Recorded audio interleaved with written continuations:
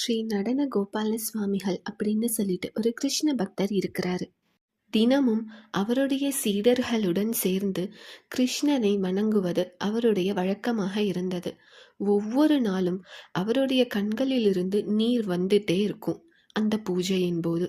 அங்க இருக்கிற எல்லா சீடர்களும் பக்தி பரவசத்தில் வரும் ஆனந்த கண்ணீர் அப்படிங்கிறத புரிஞ்சுப்பாங்க. ஆனால் அந்த கண்ணீர் தானாகவே மறைஞ்சும் போயிடும். யாராவது தொடச்சி விட்டா எப்படி அந்த கண்ணீர் தானாக மறைந்து போகுமோ அதே போல தான் இருக்கும். இது எல்லாருக்கும் ஆச்சரியமாக இருக்கும். அவருடைய சீடர்களுள் ஒருவர் இது எப்படி அப்படின்னு தெரிஞ்சுக்கணும்னு விருப்பப்பட்டாரு.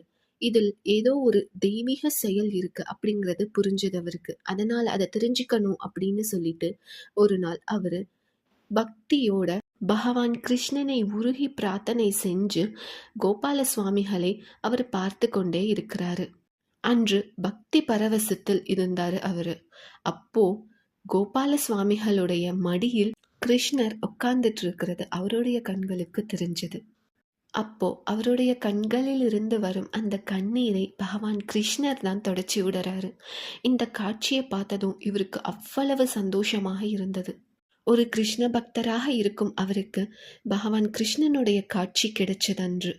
இதை மற்ற சீடர்களிடம் சொல்லி அவர் சந்தோஷப்பட்டு, நீங்களும் வணங்குங்க, உங்களுக்கும் பகவான் கிருஷ்ணன் கண்டிப்பா தெரிவாரு அப்படின்னு சொல்லி அடுத்த நாள் எல்லாருமா சேர்ந்து கூட்டு பிரார்த்தனையாக செய்றாங்க.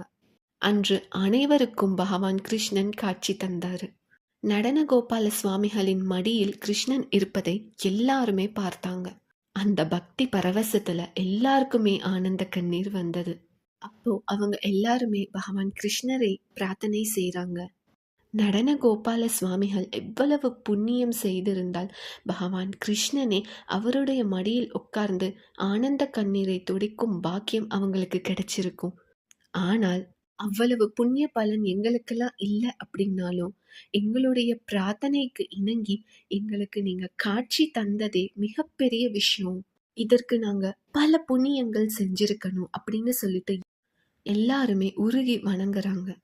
அவங்கெல்லாம் கிருஷ்ணனுடைய காட்சி கிடைத்ததே புண்ணியம் அப்படின்னு நினைக்கிறாங்க. அதே போல பகவான் கிருஷ்ணனை பற்றி தெரிஞ்சுக்கிறதுக்கே நம்ம எவ்வளவோ புண்ணியம் செஞ்சிருக்கணும். நாமும் மனமுருகி வேண்டுவதால பகவானுடைய ஆசீர்வாதமும் அருளும் நமக்கும் கிடைக்கும்.